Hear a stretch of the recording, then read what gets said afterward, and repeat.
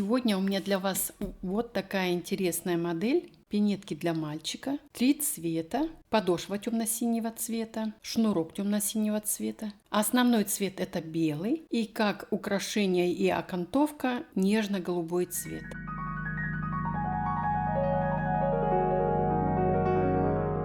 Здравствуйте, уважаемые подписчицы и гости моего канала. Ну и, конечно же, подписчики тоже. Представляю вам свою новую модель. Пинетки для мальчика. Подошва темно-синего цвета. Шнурок темно-синего цвета. Основное вязание это белый цвет, нарядный. И как украшение, как освежение, промежуточный цвет это голубой. Вот такие пинетки у меня получились. Если вам понравилась такая модель, оставайтесь вместе со мной и вяжите вместе со мной. Я буду вязать вторую пинетку. Материал 100% хлопок, в 50 граммах 125 метров. Нитки одинаковые, хлопчатобумажные, только по цвету разные и производитель разный. Маленький клубочек ниток, так как мне всего нужно сделать полоски.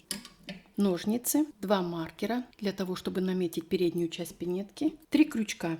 Крючок 1,9, 1,75. Крючком 1,75 я вяжу полностью все изделие, кроме вот этого бортика и кроме полосочек. Крючком 1,9 вот как раз я буду вязать вот этот бортик. Так как я вяжу очень плотно, то мне удобнее вязать крючком чуть-чуть большего размера. И маленький крючок. Этим крючком я буду подбирать остатки ниток, прятать их. 2 подошвы. Одна будет внешняя, другая будет внутренняя. Располагаться они будут вот таким образом. Так как они одинаковые, связаны из 17 воздушных петель. По окончанию работы 72 петли, поэтому нет разницы, с какой подошвы я буду начинать. Такую подошву можно найти у меня на канале. У меня есть видео вязания подошвы и очень свежее видео. Называется «Эксперимент». Вот там я точно так же представляю как пример подошву из 17 воздушных петель. Сначала мне нужно связать нулевой бортик. Этот бортик дает возможность 90 градусов от подошвы. Располагаю лицевой стороной от меня и изнаночной ко мне. Ищу условную середину, вкалываю крючок вот таким образом, чтобы гриф был от меня. В рядом стоящую петлю, это поперечные петли, вкалываю также крючок и образовывается уголок. Вязать начну я с нитью другого цвета. Закрепляю. И та петля, которая была второй, она будет первой. Я буду постоянно использовать вторую петлю второй раз. Вот она у меня стала первая в рядом стоящую петлю. Делаю уголок, провязываю вместе столбик без накида. Вторая петля, которая была второй, стала первой. В рядом стоящую петлю делаю уголок, провязываю вместе столбик без накида и так далее.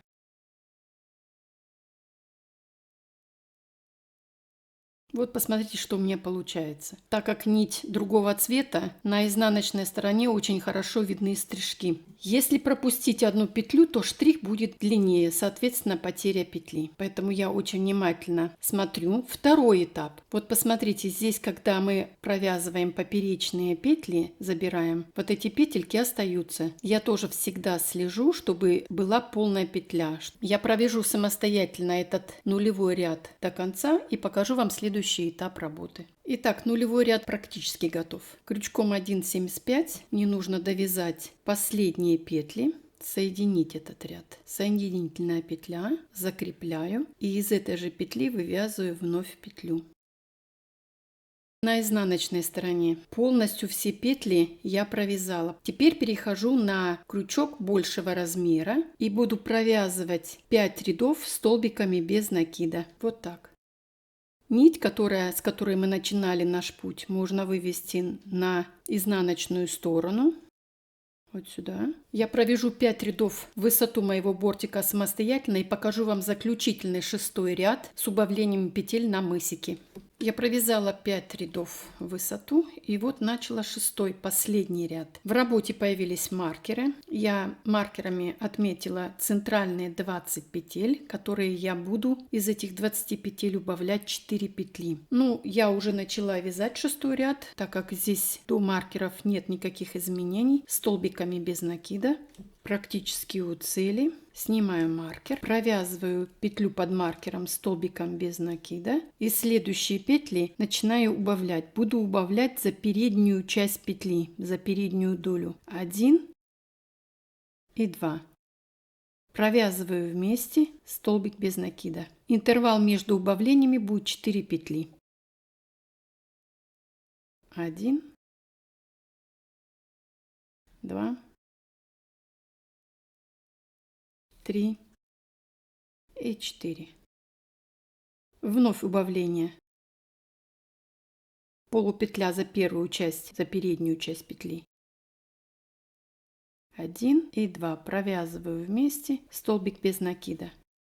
Мне нужно еще 2 раза убавить. Вот маркером я отметила. Я сделаю это самостоятельно, провяжу до конца и покажу вам следующий этап работы. Ну вот, бортик готов. За счет убавления 4 петель впереди, вот посмотрите, какой мягкий кругленький мысик получается. Теперь, пока вязание открыто, пока я ничего не связала, мне нужно связать вот эту полосочку. Беру свои остатки ниток голубого цвета и буду вязать по изнаночной стороне крючком 1,9 соединительными петлями. Намечаю, где я буду провязывать свою полосочку, разворачиваю на изнаночную сторону, пальцем придерживаю нить и буду легко обвязывать, не затягивая петельки, чтобы с лицевой стороны штрихи, полосочки эти, были объемными. Вот так. Вот посмотрите, что получается с лицевой стороны. И вот как с изнаночной стороны. Я провяжу это самостоятельно до конца. Это очень легкая работа. И покажу вам следующий этап работы. Ну вот, полосочка готова. Уже 3 цвета у меня в работе. Маркерами я отметила центральные 32 петли. Теперь я буду приступать к вязанию мыса. Маркеры в работе не участвуют. Вот как раз от маркеров до маркеров 32 петли. Я начинаю центральные 8 петель. 32 минус 8 будет 24. 24 петли это на каждую сторону на продвижение, на увеличение мыса и на продвижение к маркерам. 24 поделить на 2 это будет 12. Значит, с 13 петли я начинаю вязать. 2, 4, 6. С 13 петли за полную петлю. Крючок по-прежнему 1,75, с которым я вязала подошву. Первая петля закрепляющая. И вновь из этой же петли вывязываю петлю. Одновременно ввязываю хвостики в вязание. 1, 2, 8. Я провязала 8 центральных петель. Чтобы быть уверенной, что я на середине, я все время проверяю с другой стороны. 2, 4, 6, 8, 10, 12. Все отлично. Продолжаю вязать. Следующие 2 петли соединительные петли. Первую петлю делаю очень свободной, так как она уже будет принимать участие на прибавлении петли. Вторая петля соединительная. Разворачиваю вязание без петли подъема. Нитью перекрываю первую петлю и со второй петли начинаю вязать. 1, 2, 8 и новая 9 петля. Точно так же с другой стороны завожу крючок вот таким образом, чтобы он у меня гриф смотрел вот так. Подхватываю петлю, вывожу ее, делаю свободную соединительную первую петлю и вторая соединительная петля. Разворачиваю вязание. Здесь уже хорошо видно первая петля и вторая петля. Так как я еще прибавляю, я буду вязать со второй петли. Первая.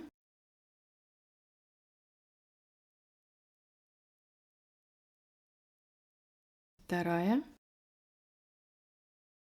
9 и 10. Вторая новая петля. Для мыса мне нужно 12 петель. Это значит, нужно прибавить еще 2 петли. Точно так же по такому же принципу прибавляются 2 последующие петли. Я сделаю это самостоятельно и покажу вам следующий этап работы. Ну вот я провязала 12 петель, которые мне нужны на мысике. И теперь я буду продвигаться маркером, не прибавляя. Принцип остается прежний. Первая соединительная петля и вторая соединительная петля. Разворачиваю вязание, нитью перекрываю первую петлю, вторую петлю пропускаю, с третьей петли начинаю вязать. 1, 2, 11 и 12. С другой стороны точно так же. Подхватываю нить, первая соединительная петля и вторая соединительная петля. Разворачиваю вязание. Здесь уже очень хорошо видно с лицевой стороны первая петля, вторая петля и третья петля. Первая, вторая, третья. Начинаю вязание с третьей петли. 1, 2, 11 и 12. У меня по-прежнему осталось центральные 12 петель. Я буду продвигаться дальше до маркеров, до того момента, пока у меня не останутся с каждой стороны по 4 петли. 1, 2, 3, 4. И с этой стороны. Я провяжу самостоятельно 2 ряда и покажу вам, как я делаю следующий этап работы до маркеров.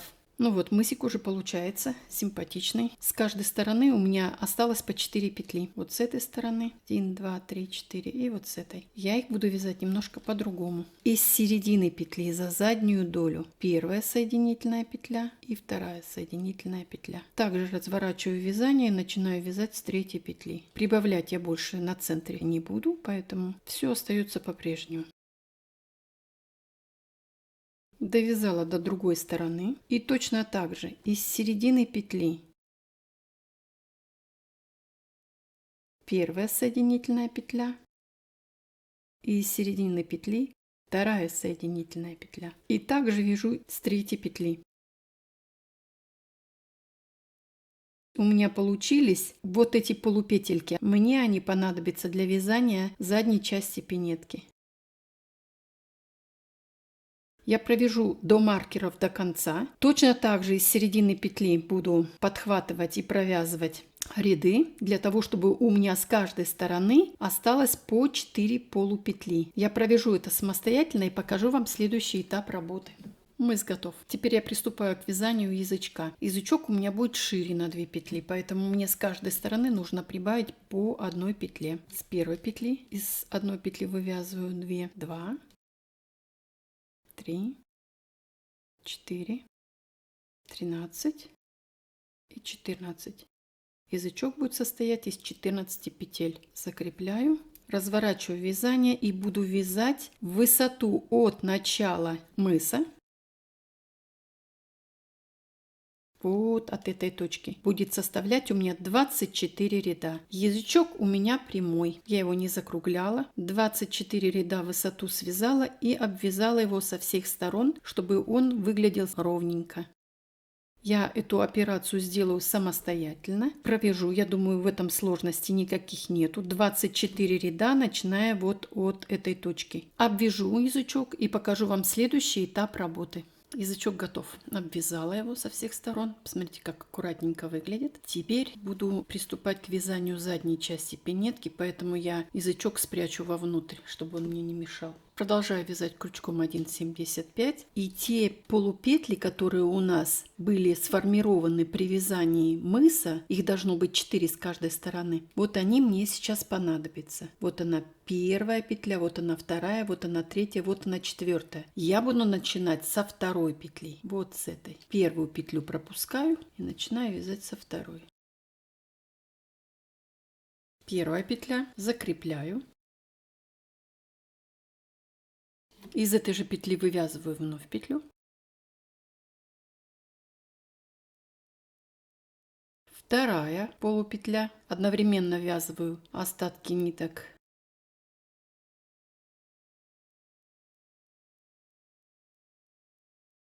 Третья.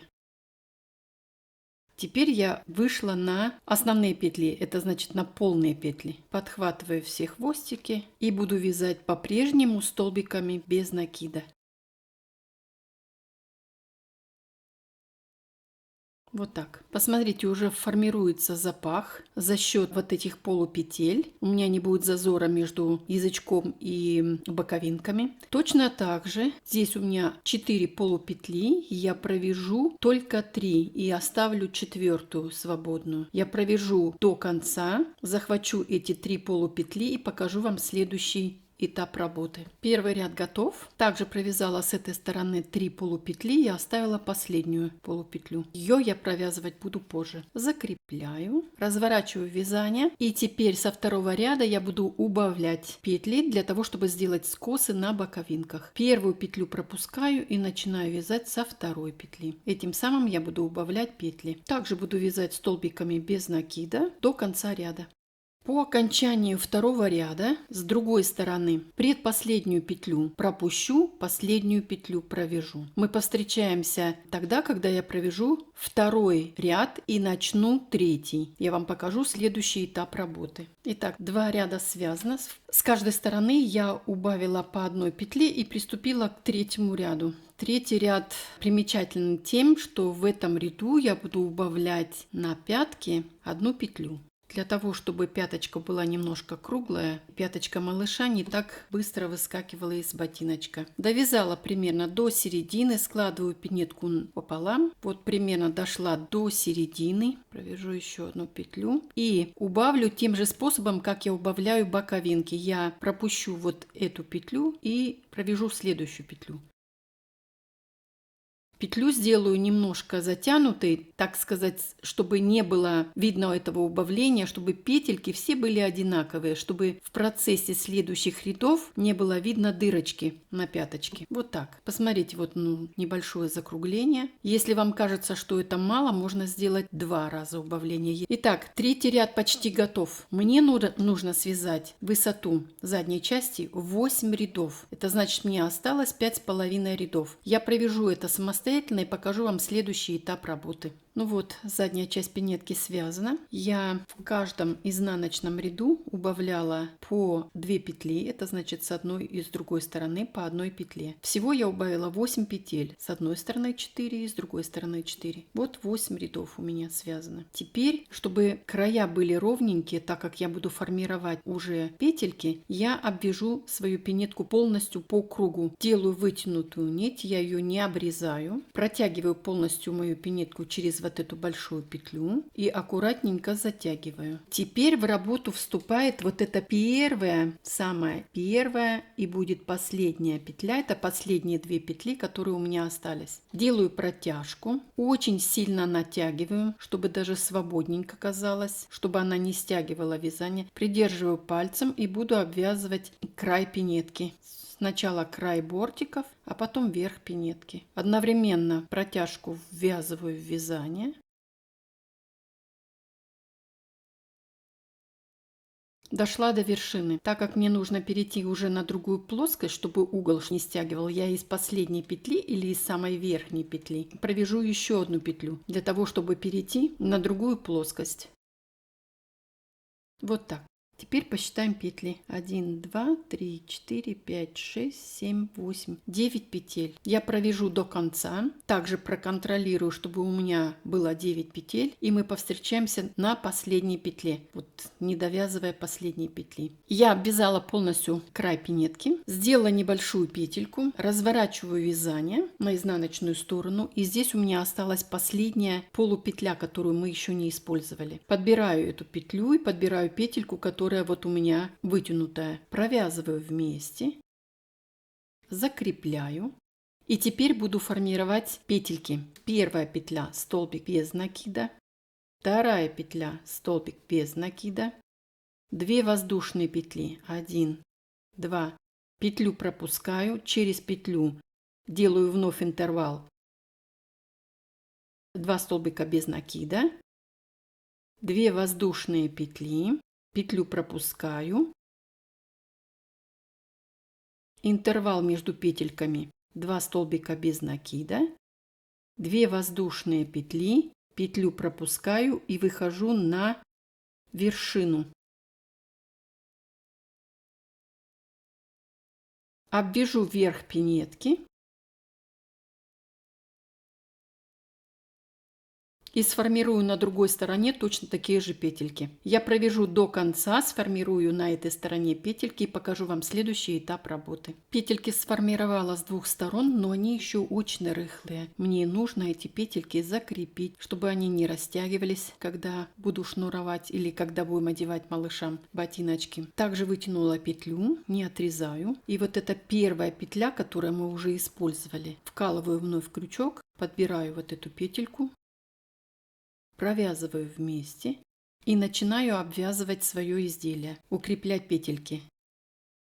Так как у меня было 2 первые петли столбики без накида, провязываю столбики без накида, арочку воздушные петли 2 петли, 2 столбика без накида, в промежутке между петельками 2 столбика без накида и так далее.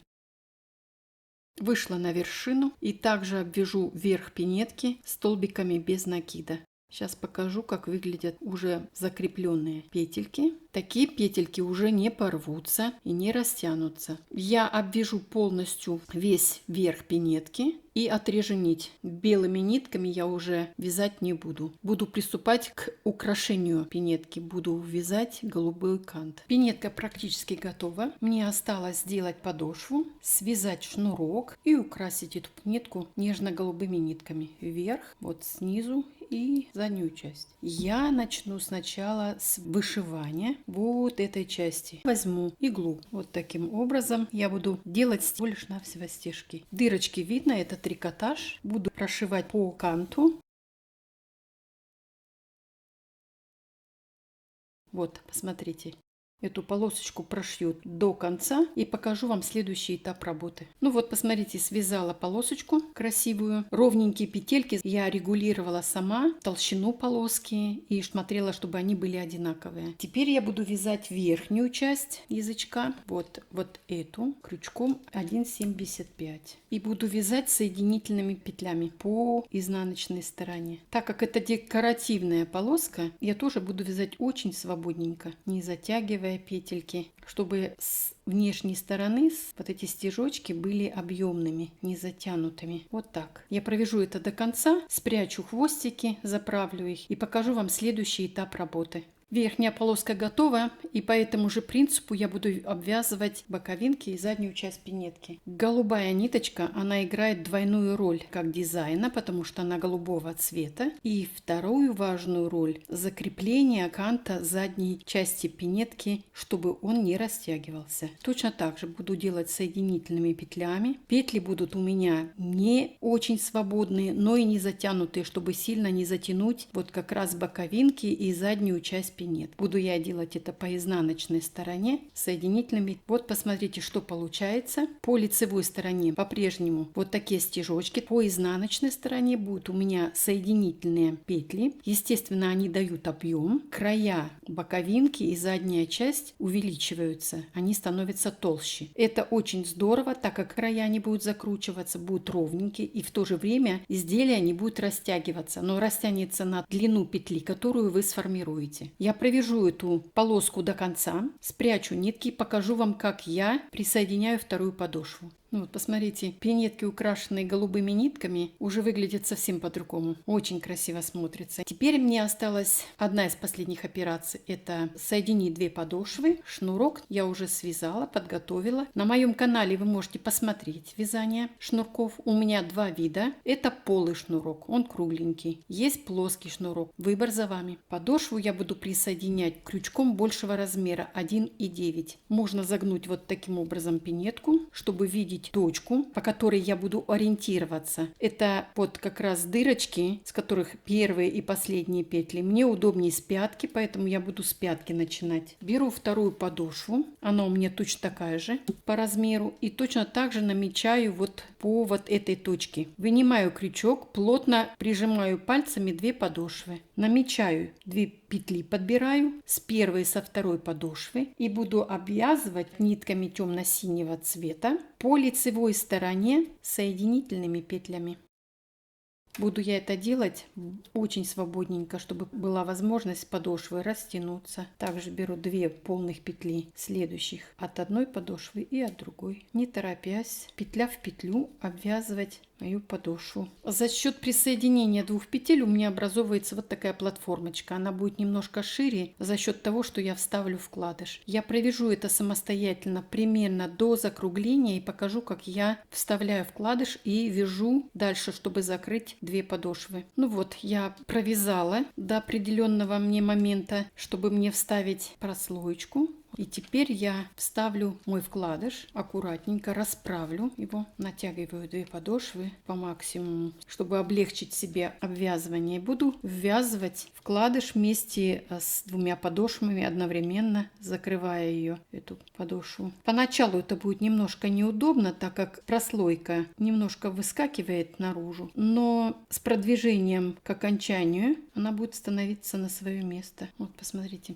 я провяжу до конца и покажу, как я прячу хвостики, вот эти остатки ниток после обвязывания подошвы. Вот я довязала до конца, закончила, и у меня остались 2 хвостика. Вот так они располагаются. Вывожу на внешнюю часть подошвы нитку, которую только что сейчас обрезала. Стараюсь, чтобы они были вместе, эти 2 хвостика. Теперь разворачиваю вязание, закручиваю голенище и крючком постараюсь найти вот эту точку, где у меня располагаются нитки. Вот именно ту петлю. Подхватываю ее и стараюсь вывести ее на изнаночную сторону, вовнутрь. Вот она у меня, эта сторона. Аккуратненько связываю, не затягиваю, чтобы у меня не деформировалась петля. Делаю узелок.